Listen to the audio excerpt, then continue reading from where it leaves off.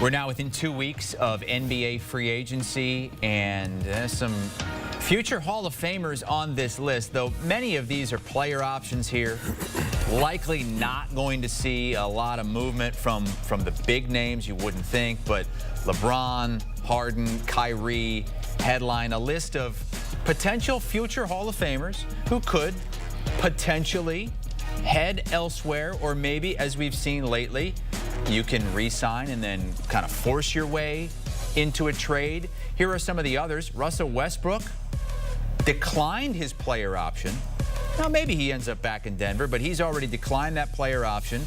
And Chris Paul, who's an unrestricted free agent after playing with the Spurs.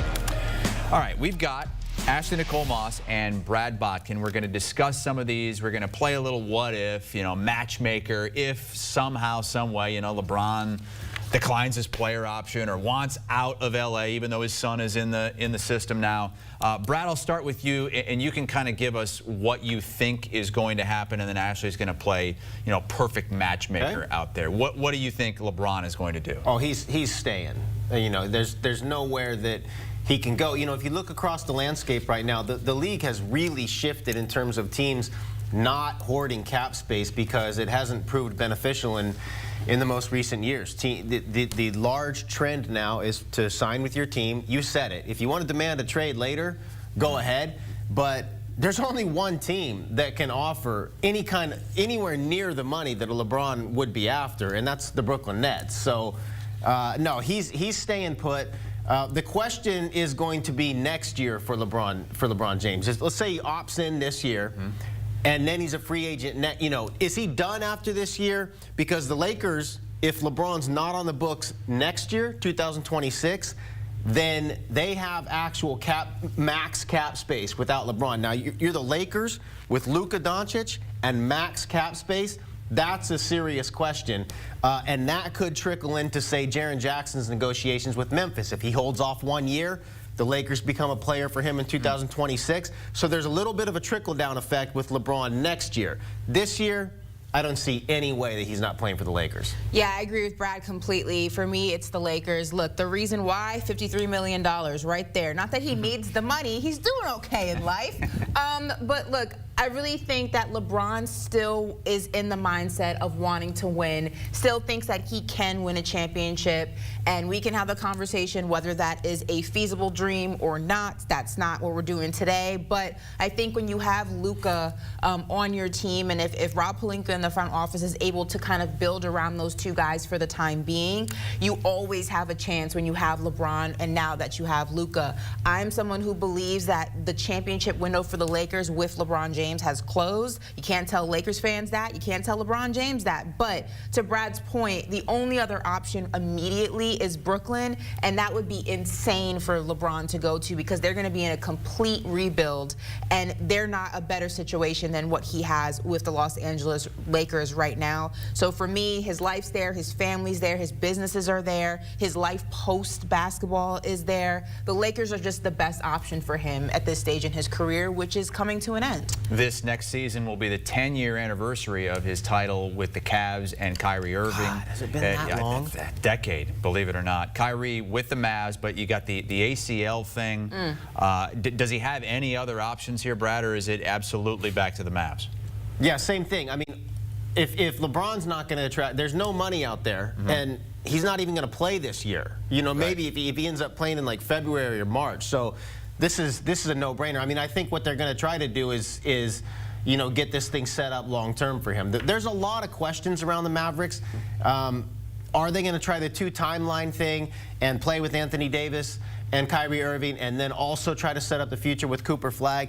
There's a real discussion to be had if they should try to get ahead of that thing and maybe trade a Kyrie or an Anthony Davis to get some picks in the basket so they can really take advantage of Cooper and not have him wanting out once Kyrie and Anthony Davis age out, and all of a sudden they don't have any assets left to build around Cooper. So there's a pretty delicate fine line between what they should do now and in the future now that they lucked into Cooper Flagg.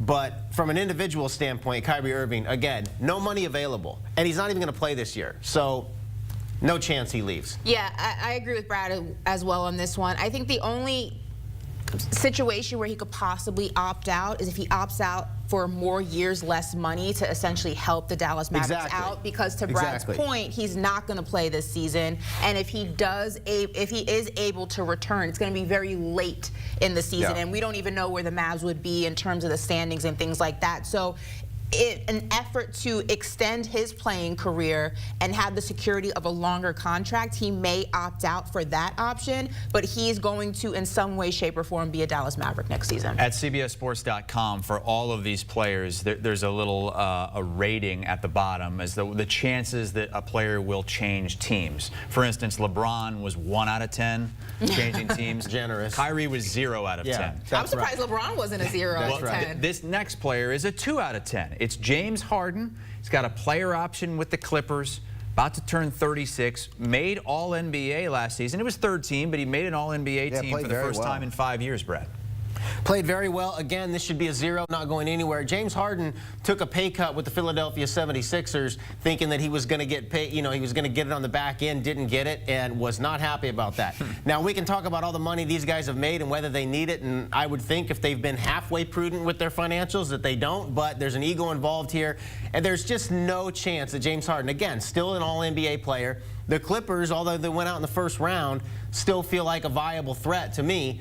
Again, there's just, we're having these discussions, but the bottom line is there's no money available. To these guys that are on the upper end of the salary spectrum, not going to happen. We're talking, well, the only guys that are going to be trading places this year are mid-level exception guys, because half the league has access to that.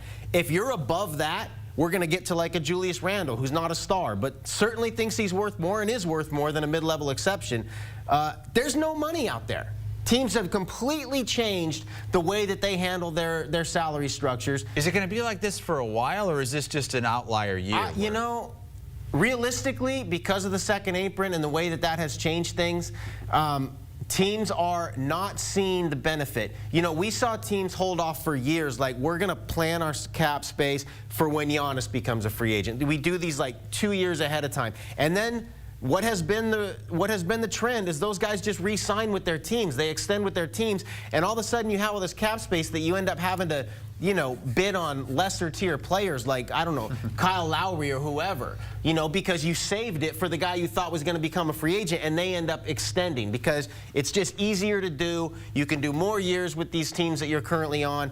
And so at some point you have to wonder if the league, they didn't want these guys trading teams so easily. So they instituted a CBA that made it more beneficial to stay with the team that you're with. Maybe they swing the pendulum back that way in the next CBA negotiations. But for right now, and this is the way the teams have designed their structure, these guys we're talking about are way too high end for the money that's available out there. Yeah, I wouldn't be surprised if James Harden tries to test his luck in the free market, because to Brad's point, there is ego involved. We'll go back to Brooklyn? I wouldn't be surprised if he tried to test his luck in the open market. Let me just say Sign and trade, maybe. That's where I wouldn't be, again, surprised about James Harden declining his player option to test his luck out there. He obviously still thinks that he's worth a certain amount of money and a certain type of contract. But I think ultimately, to Brad's point, I can see a world where it's the Clippers once again for a multitude of reasons. I think that they performed well enough this postseason, or this season as a whole, to where James Harden would feel like there's still more to be done. I also see a world where the Clippers would feel comfortable maybe meeting him halfway in between what he wants, which is a longer-term deal, because of what the Clippers were able to do. Because to Brad's point, they do still look like a threat in the West to a degree. I still think there's room and improvement to be made to the roster, but when you saw what they were able to do, especially with Kawhi having kind of the surge that he did late in the season, there is hope, especially if you can get Kawhi fully healthy next season and figure out how to manage his minutes best to eventually be in the postseason with him once again. I would be very surprised if James Harden was not in a Clippers jersey next season, just because of all the points Brad made, and also I don't think that the work is done yet with what James Harden can bring to this team. One thing that's important to remember in this conversation, we talk about is there cap space available for these players to go to? You also have to talk about the cap space of the team they would be leaving. So if the Clippers let James Harden leave, he goes somewhere else. Let's just say, I'm going back to Brooklyn. They'll give me a max contract. Which would be insane. The Clippers don't have any money still to replace him. Right. So if these teams don't offer, say, to your point, James Harden's come and say, take a little less annual, but we'll give you a longer-term deal at the end of your career. If the Clippers don't do that, and they lose a James Harden or Kawhi Leonard, just whoever, for argument's sake, they don't have the money to replace him. So you're just saying we're in teardown mode. And that's so it's not only the cap space that's available out there for them to chase, but it's the cap space that would be left over for the team that they leave to replace them. And one more note on that. When we're talking about, you know, Kyrie, LeBron, James, and some of the other guys on this list or not on this list, we're talking about an older caliber of player who are closer to the end of their career than the beginning. Outside of the money, they want a commitment. They want to make sure that they have a deal that keeps them in the NBA for an extended period of time until they decide, look, I'm ready to hang it up. Right. I believe that most of these guys, at least when we're talking about the LeBrons, Kyrie, and James Harden, would be willing to take less money, maybe not LeBron, would be willing to take less money for more years, because it's the security of knowing I have a team for the last 3-4 years of my career. Okay, the guys we talked about, they're all player option guys. Unlikely they go somewhere else. But what about Chris Paul? Unrestricted free agent. He's 40 now. So now we're talking, because now we're into, he's probably a veteran minimum guy, which you can sign no matter where you are in the cap. Or a mid-level, a taxpayer mid-level exception, $5 million at most. So yeah, I think Chris Paul is going to have suitors. I think he's still a guy that really can still function as a backup point guard and help your team, to say nothing of the mentorship and all that stuff that he brings. I would be surprised if he was back in San Antonio. I think that they're kind of moving in a direction that they're ready to start. You know, we're hearing about Kevin Durant. We're hearing about, you know, they bring in De'Aaron Fox. They're ready to start. You know, maybe the mentorship stuff is a little bit out. I've heard rumblings. I actually talked to somebody a couple of days ago who I don't really think is in the know of this stuff, but like at least like whispers in the league. And Phoenix seems like a team that Chris Paul has always kind of wanted to go to, has shown interest in the past. And Phoenix is obviously a very interesting situation until they work out Kevin Durant. But these are the types of players, this level of player, that we're now talking about being agile in this environment, because they're not going to command the type of salaries that teams can't pay. They are mid-level guys at most, and half the league has access to the mid-levels. Yeah, Chris Paul's interesting, right? Because he recently was on a show where he spoke about how much time he spent away from his family, who is based on the West Coast, and him moving around so much in his career, and not all those teams being on the West Coast has made it difficult for him to be what he wants to be, and that is a dad, a family man. So I took that into consideration when I was kind of going through these teams. My number one landing spot for him, I really like him on the Orlando Magic, especially with the Desmond Bane trade that he just did. But again, knowing he wants to be closer to his family kind of makes this a little tricky, because Orlando's nowhere near LA. But I do like how he would look on the Orlando Magic, a young team, that veteran leadership, also still one of the greatest, if not the greatest point guard we've ever seen, could really help move that offense. Another team, again, not on the West Coast, so it makes it a little bit difficult. The Milwaukee Bucks could be interesting. They're going to need help at the position of a point guard as well, with Damian Lillard expected to miss some time. And to Brad's point, you can get Chris Paul for cheap. But I landed on the most feasible option for me, considering where he wants to be in terms of proximity to his family. I like the Denver Nuggets. I think that's an interesting mix. I think that he could be a great backup for Jamal Murray and really get motion with that second unit. And I think that the Nuggets are still in a stage where they want to win now. I know Chris Paul wants to win desperately. It's something that has constantly kind of baned his career. And I think that of all the teams that are available looking for someone of Chris Paul's leadership, his skill set, the most feasible option for him in terms of proximity and winning percentage, I think would be the Denver Nuggets. So that would be a team that I would, if I were the Denver Nuggets, I would try to go after him. Well, Russell Westbrook has opted out of his player option. Now, Brad, that doesn't necessarily mean he's going elsewhere, but what does this tell you? Yeah. He could have opted out to, again, sign a longer-term deal and not at much, you know, $5-6 million a year. But again, he's a mid-level guy, so there's going to be a lot of suitors that are available to him. Taxpayer, $14 million, non-taxpayer, $5 or $6 million, but right between there. So I like some of the teams that Ashley mentioned for Russell Westbrook. I like Orlando. I think he could provide offense for them. No, that was Chris Paul. I didn't get to Russell Westbrook yet. Well, I meant Chris Paul. Yeah. But for Russell Westbrook, I like some of the teams that she mentioned for Chris Paul. All these teams that need some backup-ish point guard minutes. Minnesota's a team that I would look at. They're probably going to lose Nicole Alexander-Walker. A second, you know, Mike Conley's kind of aging out. I could look at them. Again, I could look at Phoenix.